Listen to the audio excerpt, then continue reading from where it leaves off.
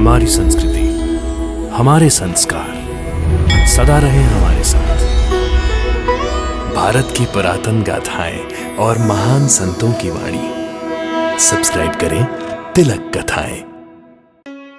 प्रार्थना की खुशबू, cycle pure अगरबत्ती। ये तो शकुंतला का खत है। आदरणीय दीदी, प्रणाम। मुझे नई जिंदगी देने वाले आप ही हैं। मेरा बिखरा हुआ परिवार आप ही की वजह से मुझे वापस मिला। मुझ पर आपके इतने उपकार हैं कि इस जन्म में आपके एहसान नहीं उतार पाऊंगी। बस ये बच्चा आपको दे रही हूँ। अब से ये बच्चा आपका है। आप ही इस बच्चे की माँ हैं।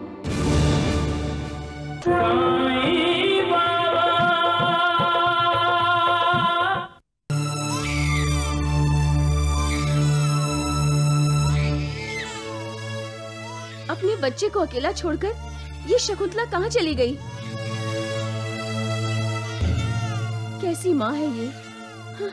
शकुंतला का बाद में सोचना, पहले बच्चे को उठाकर चुप कराओ।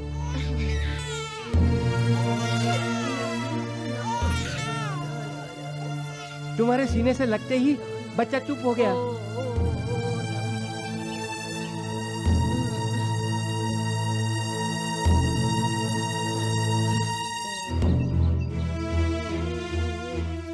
सुनो यास्मीन, तुम कहो तो शकुंतला को मैं बोल देता हूँ। क्या? यही कि बच्चे की परवरिश हम करेंगे, बच्चा हमारे पास रहेगा। शकुंतला के आते ही हम उसके बच्चे को उसके हवाले कर देंगे। न, न, न, न,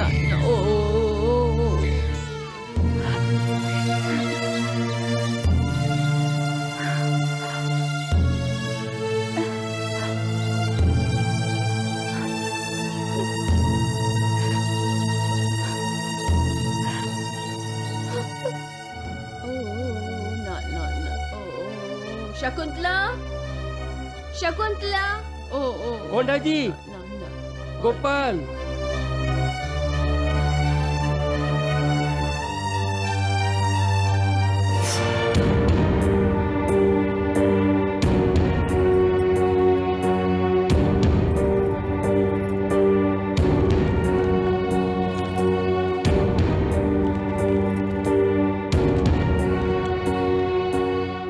शकुंतला का खत है।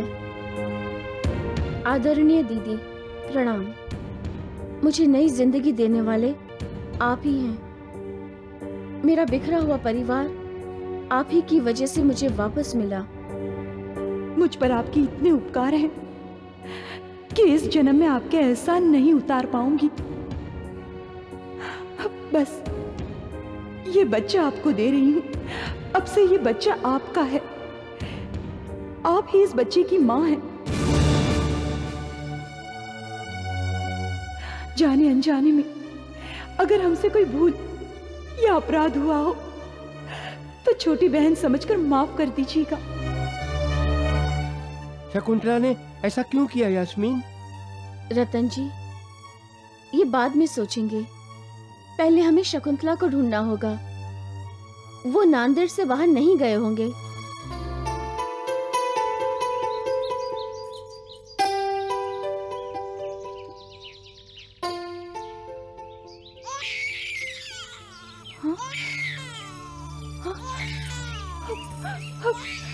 हमारा मुन्ना। होश में आओ शकुंतला। शकु, हमने अपना मुन्ना यास्मीन दीदी के हवाले कर दिया है।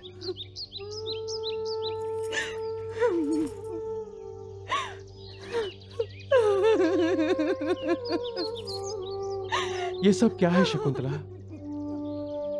तुमने अपनी मर्जी से सोच समझकर अपना बच्चा दीदी को दिया है।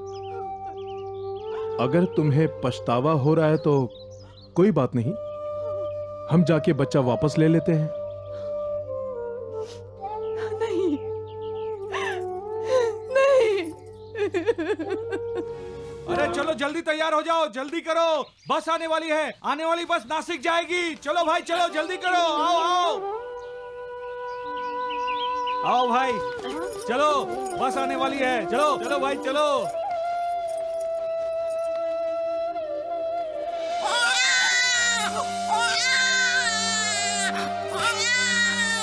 हमारा मुन्ना, हमारा मुन्ना रो रहा है।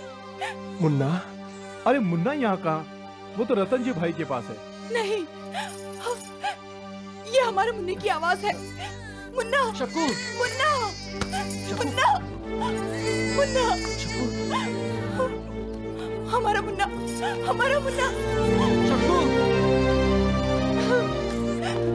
मुन्ना, मुन्ना।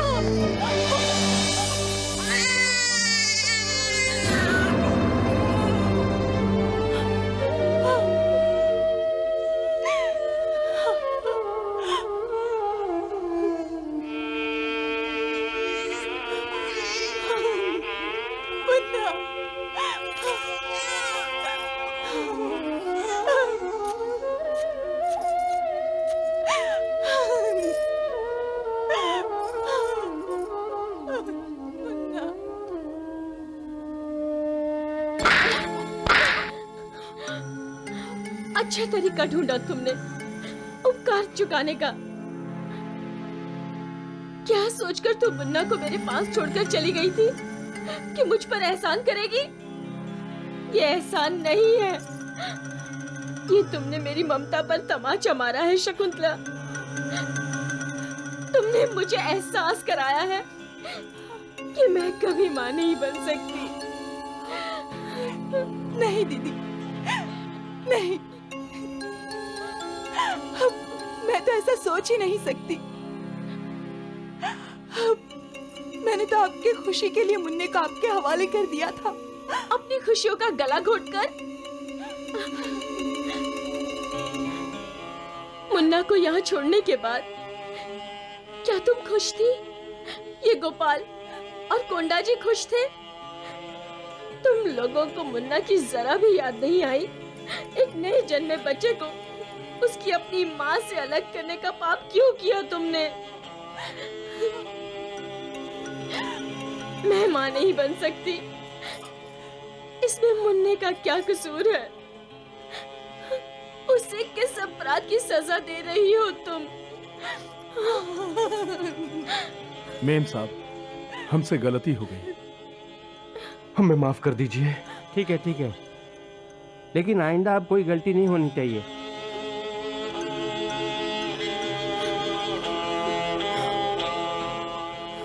अब जाओ अपने घर।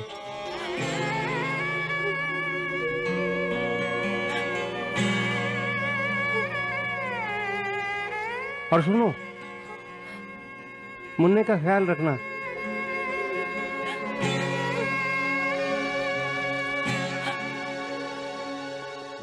छुटकारा नहीं है, सुख और दुख से इंसान कभी छुटकारा पा ही नहीं सकता।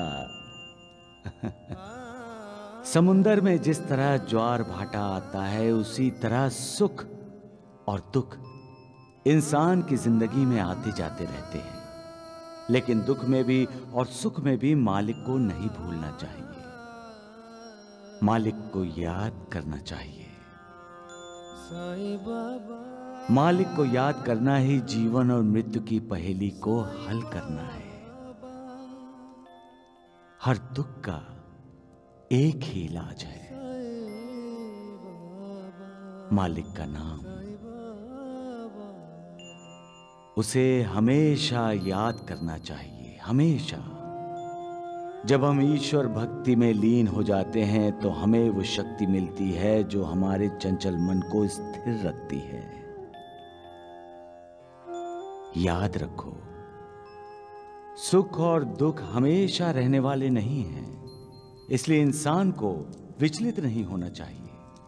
जैसे नाव में बैठकर नदी पार करते समय हमें नाव चलने पर विश्वास होता है, वैसे ही हमें ये भव सागर पार करने के लिए उस मालिक पर विश्वास रखना चाहिए।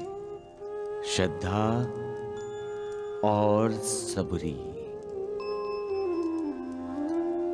यही जीवन का मंत्र है। सबका मालिक एक है।